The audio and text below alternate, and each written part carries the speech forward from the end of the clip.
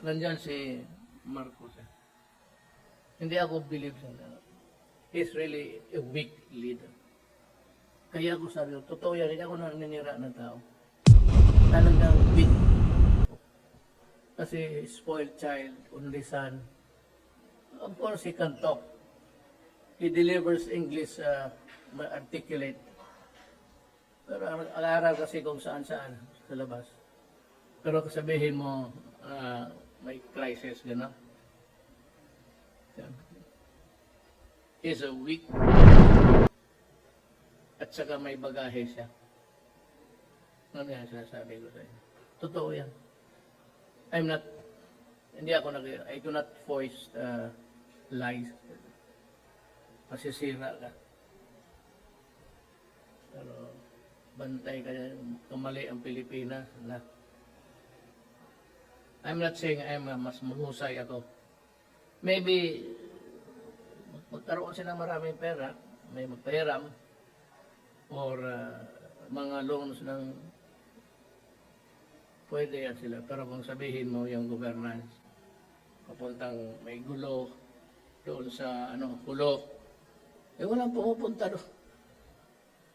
Natakot ka lang yan, punta ka ng... Ako, hinalikan ko pa yung sundalo, sabi ko, saan baril ang sundalo? Hinalikan ko yung lupa. Tapos sinabi ko, proceed where you should be. Yung mga ganon, Marawi, I went there, nabutas nga yung helicopter ng dalawa, nabutas. Binaril ng mga rebelde.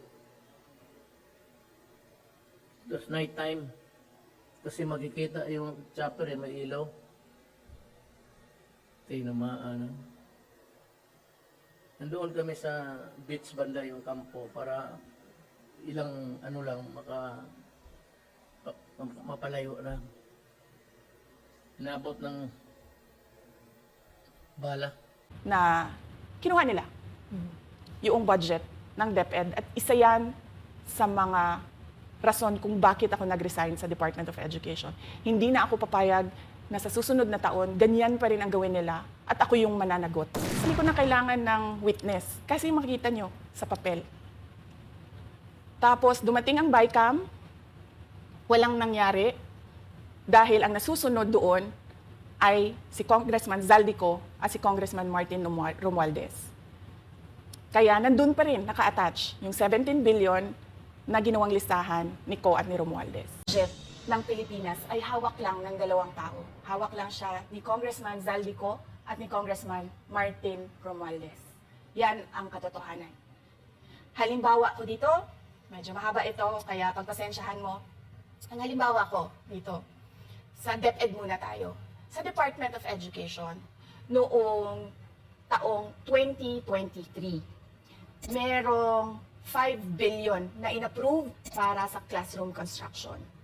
Nagulat ako kasi merong mga lumapit na miyembro ng House na humihingi. Hinihingi nila yung 5 billion, parte ng 5 billion na budget. Wala kasi akong experience sa ganyan. At saka ang pagkakaintindi ko, pag in-approve na yan ng Office of the President, ibibigay na yan, pagdediretso na yun sa approval at trabaho ng Department of Education sa construction ng mga classroom. Nagulat ako, may humingi. Magkano ba ang amin dyan? Magkano ba ang amin dyan? So sinabi ko, hindi pwede ito.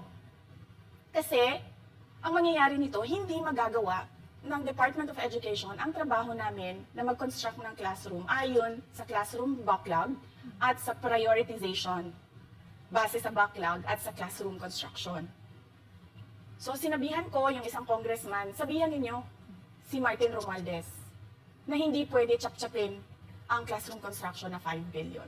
Kaya kung makikita ninyo sa budget proposal na approved ng Office of the President, 5 billion yon. Pero nung lumabas yung GAA o yung budget approved noong 2023, naging 15 billion siya. Dahil hindi nga ako pumayag na kunin yung 5 billion, dinagdagan nila ng 10 billion yung classroom construction ng Department of Education. Yung 10 billion na yon hindi kontrolado ng Department of Education. Controlled yun ni Congressman Zaldico at Congressman Martin Romualdez. Hindi ko na kailangan ng corroborative witness dito dahil makikita niyo yon sa papel. Makikita ng taong bayan yon sa papel. NEP, 5 billion. Lumabas ang budget approved, 15 billion.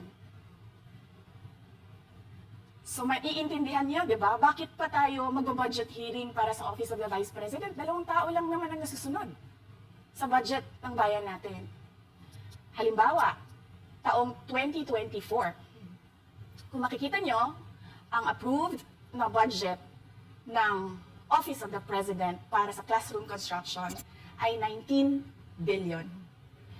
Noong lumabas na ang House version ng Appropriations Bill, ay naging 24 billion ito. So, approved 19 billion, paglabas sa House, naging 24 billion. At doon sa 24 billion na yon, kung hahanapin mo sa papel, kinuha nila ang 5 billion ng repairs ng classrooms at nilagay nila doon sa 19 billion para maging 24 billion siya. So, ang naiwan sa repairs, sa kawawang mga classroom, ay 1 billion. Kaya, makikita nyo, sa papel, nandyan yan. Naging 24 billion. At hindi lang yan, dahil noong 2023 ay hindi ako pumayag na hindi masunod yung DepEd na rules sa paano mag-classroom construction based on need, ang ginawa ngayong 2024, inattach nila ang listahan na kung saan gagawin ang mga classroom construction worth 17 billion. Makikita nyo yon sa papel. Pagdating namin sa Senate, nakita yon ng mga senador. Tinanong nila ang Department of Education, totoo ba o hindi totoo na galing sa inyo ang listahan ng 17 billion ng mga classroom construction? So sabi namin sa mga senador, hindi totoo. Hindi namin magagawa yung trabaho namin. Hindi natin masasolve ang classroom backlog kung ganito ang nangyayari. Pwede ba ninyo kaming tulungan? Yung mga senador naman, very helpful sila. Oo, tulungan namin kayo. Kaya nga, kung makikita ninyo sa interpellation ng isang senador doon sa budget hearing sa Senate, tinanong niya diretso, galing ba sa DepEd ang listahan ng 17 billion? Galing ba sa DepEd ang listahan na inattach doon sa House version? Sinabi namin hindi. Hindi galing sa amin yan. On record yon. Makikita nyo sa mga videos, balikan nyo yung mga videos. Makikita nyo. Yes, my concern, Madam Chair, Mr. President, under the GAB, I observed that there was an increase in the budget for the construction of new classrooms from 19.6 billion to 24.6 billion. However, this is my concern, which you mentioned earlier, that the repairs and rehabilitation of classrooms was decreased from 6.5 billion to 1.5 billion. I also have information, Madam Chair, Mr. President, that 24.6 billion allocated under the GAB, but only 9.8 billion from the allocation is left to the discretion of DepEd. Kaya hindi ko na kailangan ng witness kasi makikita nyo sa papel.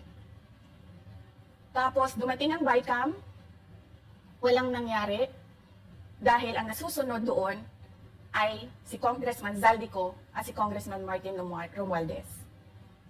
Kaya nandun pa rin naka-attach yung 17 billion na ginawang listahan ni Co at ni Romualdez. In fact, balik lang ako konti sa'yo ha. Kahit yung mga congressman, nakikita nila yung problema ng ginawa nila na pag-attach ng listahan sa budget. Kasi doon sa basic education hearing noong May 2024 ng House of Representatives, merong isang congressman nagreklamo, bakit ang tagal ng classroom construction? Bakit ang tagal? Eh sabi ng USEC ng DepEd, kasi may pabago-bago sa listahan ng DPWH dahil hindi kami ang gumawa ng listahan. Mr. Chair, with respect to the 17 billion in Annex A of the GAA, we are not privy on how the school sites were chosen. So, be it as it may, How is it chosen? I'm not privy to that, Mr. Chair. When the gap came out, there was a 14.7 billion Annex A. Then, when the when the committee, the GAA came out, from 14.7 it became 17 billion. So we are not privy to how the list was generated. So dagdag ko lang yan doon sa confirmation na kinuha nila yung budget ng DepEd at isa yan sa mga rason kung bakit ako nag-resign sa Department of Education. Hindi na ako papayag na sa susunod na taon, ganyan pa rin ang gawin nila at ako yung mananagot sa ginagawa nila. Kaya yan yung sinasabi ko, bakit pa tayo mag-question and answer dito para atakihin niyo ako? Eh, ang masusunod lang naman sa budget, 2 tao lang.